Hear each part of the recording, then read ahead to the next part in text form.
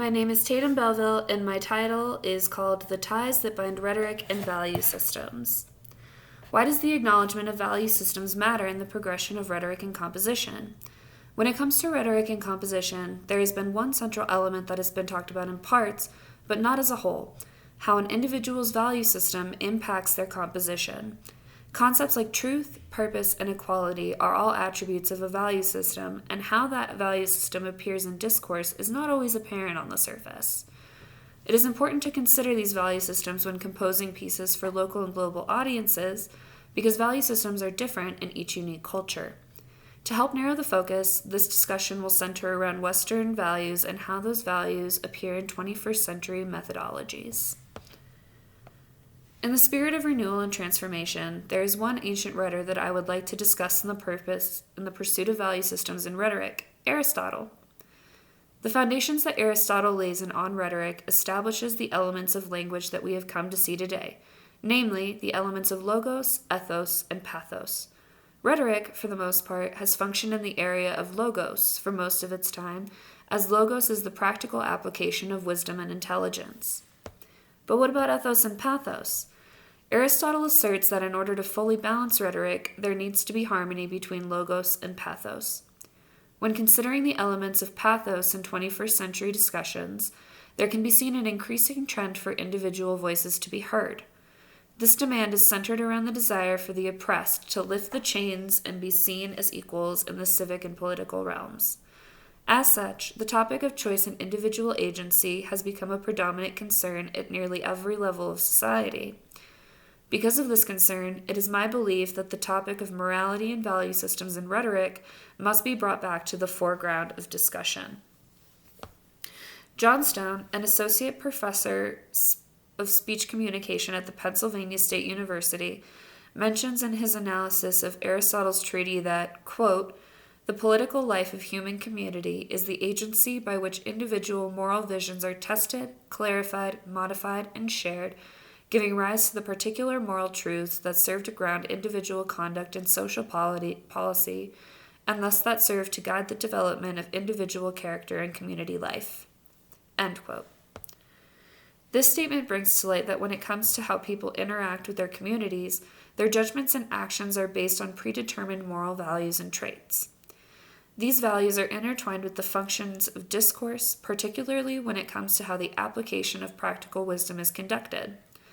In this discussion, practical wisdom is defined as, quote, "the power of good deliberation," end quote. The ability to form good deliberation springs from the knowledge that a person has of themselves and the knowledge of how their community applies practical wisdom. To compare the sentiment of practical wisdom with 21st century discussion on agency, it's important to recognize how value systems affect agency. On the individual level, a person's value system may take form in strong views on a particular topic and how amenable they are to changing that value. On a civic level, value systems affect agency due to preset determinations on what is right and wrong, and fighting against these values is, in part, what leads to inevitable conflict between individual and communal agency. So, how do modern and postmodern values play into rhetoric and agency? To understand how rhetoric has shifted from ideas on community value systems to one of personal value systems, it is important to discuss the introduction of rugged individualism in mainstream American society. In 1928, President Herbert Hoover became the spokesperson for the self-made man, or in other terms, rugged individualism. Rugged individualism promised that people could find power through economic opportunity and with effort wouldn't need much reliance upon the federal government. Despite his short time in office, his idealism stuck with the American people as the idea of the self-made individual grew in popularity. Before long, the United States was seen as a place where anyone could be anybody, and that potential anonymity appealed to those who were used to having their words oppressed by mainstream media values. While the U.S. may have fallen short of Hoover's grand ideals thus far, his idea of the self-made man has stood the test of time. This is evident in Rhetoric's focus on individualism and identity, and how those components come into play in rhetorical situations. Rugged individualism can be seen in works such as The Narrative of the Life of Frederick Douglass, Laugh of the Medusa, and any other authors who stray away from convention in order to forge their own unique public identity. But what about rugged individualism's other effects? When taking a step back and viewing the concept of a self-made man who is not reliant on the federal government, one can see an attempt to take a step back from a national rhetoric and a step towards developing smaller but interconnected language cultures that are held together through geography. What appears to have happened instead is that all of these subcultures want their own voice in the predominant culture, to make their own version of the self-made individual heard and validated. So how have these value systems, practical wisdom, and rugged individualism, come to shape rhetoric and composition? In Geer's text, Rented Room and Kitchen Tables, she explores the concept of what she calls the extra curriculum. While her definition is based on concepts explored by Frederick Rudolph and Arthur Appleby, her exploration of the extra curriculum explicitly focuses on, quote, self-sponsored pedagogically oriented writing activities outside the academy, end quote. Her exploration leads her directly to observing informal writing workshops that take place among the middle and lower classes, as well as rural economies. In her analysis, what she discovers is a shared passion for knowledge and understanding. Unlike the academic environment, all of the participants are actively engaged in improving their skill set without hubris. They focus on real-world issues or lived experiences and use their writing as a way of communicating their particular standpoint. In return, their audience, or peers, provides feedback about their own thoughts on what the orator can do to strengthen their position. What is unique about these writing workshops is their blend of logos, language, and pathos, desire. According to Aristotle, it is this very blend of language use and passion that allows rhetoric to become such a powerful device. When speaking about a person's passions, it's important to acknowledge the values that have added to that passion. What is observed in Geer's writing workshops is a passion for growth and development in communication, which is powered by the value that writing and composition are important to their understanding. Thus far, we have looked at how these value systems have passed through the lens of rhetoric through time. Now I want to shift focus to identifying some key values that are present in postmodern rhetoric and composition. These values come from analyzing different texts and the common values that were evident in each one. Agency. When we talk about rhetorical agency, we are discussing the can-do-ness that Klonowski describes in agency, coalition, and hope and fraught types. Klonowski believes that agency in rhetoric is best demonstrated when rhetoric is used as a tool for incorporating change that honors both the orator and the audience. In individualistic societies like the United States, agency becomes an essential factor when considering rhetoric and composition. Questions like, who is your audience? What is the purpose of your content? And is your content meaningful to the audience? All speak directly to thoughts of agency. It is not enough to only consider what the orator's personal agency must be. The entire agency of the audience must also be considered. If the audience has no drive or desire to connect with your content, then no amount of successful logos appeals will overcome the pathos appeal. However, it is still up to the orator to engage their audience's agency, and in this respect, the orator becomes a sort of dual agent where they must take into consideration the different agencies that are at play.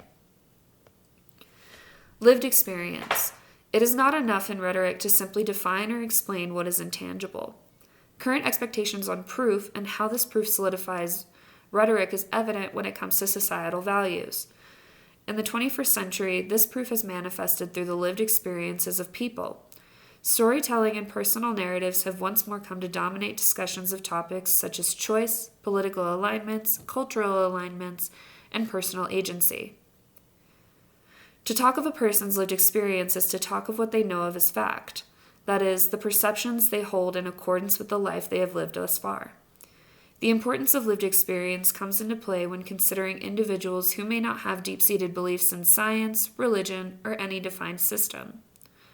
For these individuals, lived experience attests to the values and limitations that have been imposed on a select group of people through and by the institutions they associate with, i.e., if there is no lived experience that the orator can attest to having that shapes their outlook, then the audience becomes less inclined to align their values with the one being proposed. One can take the same outlook when considering rhetoric and composition. The divide that occurs when practicing rhetoric in an academic setting versus a civic one can be attributed to the lack of lived experience. When the writer feels no connection to the content they are producing, the result is a composition that may be technically perfect, but still fails to engage rhetorical agency. In this sense, there is an opportunity for further advancement in lived experience when practicing one of Aristotle's instructional methods. Aristotle was well known for his deep belief in observation, and his application of observation to rhetoric was no less intensive.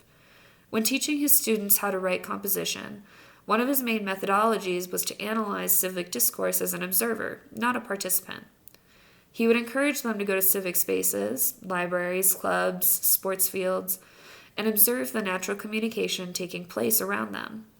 Doing so served two purposes: to determine what kind of language was most frequently used and how those conversations took place in the lived experience. This attention to the lived experience shows the importance of understanding how the language you use may be interpreted, and also how you may use your own lived experiences to connect with and establish your audience. Silence and listening. While fairly new to the overall rhetoric world, the methodology of silence and listening has become an important value in postmodern rhetoric. Feminism pushed the concept of silence in rhetoric by highlighting the most important aspect of it: to diversify and accept that diversity. The power of silence and listening is invaluable when engaged in debate or discussion because it allows the opponent to take a step back from their own standpoint and fully acknowledge what the other person has to say. Although silence may be a new rhetorical virtue, it is certainly not one that has been overlooked in the past. Socrates in particular highlighted the importance of silence in the Socratic method, which encouraged students and teachers to have open-ended dialogue with one another. This silence took place in between bouts of questioning fundamental beliefs and concerns, and the process of being able to form those questions takes place in the silence between speaking. Silence allows the orator to hear things that they couldn't pick up on if actively speaking, such as their opponent's demeanor, conviction, evidence, and several other factors. Learning the value of silence also helps develop the value of knowing when to speak. It is not enough for an orator to speak simply at every available opportunity or only in select environments. The orator must be able to determine, in any given situation, when it is appropriate to either speak or be silent. This delicate balance is what allows the orator to remain grounded in their own convictions, but also leaves room for differences in opinion. By creating this space, the possibility of oppressed or unpopular opinions being expressed is greatly heightened and provides an overall contribution to diverse ways of thinking. In conclusion, when looking at what values are shared among 21st century Western rhetoricians, there are three clear values that appear: agency, lived experience, and silence. All of these values are characteristic of an individualized society, and as such, are important factors to consider in rhetoric and composition. These three values attempt to address differences in age, education levels, gender and sexuality preferences, race, and physical environments. When incorporated together, these three values form monographs like Silence as a Rhetorical Strategy or Lived Experience as a basis for providing proof. However, there is still plenty of room to add more values, and by exploring the value systems that are present in discourse, we can begin acknowledging and accepting the value systems that are in place for others. Thank you for listening, and I hope you have a wonderful evening.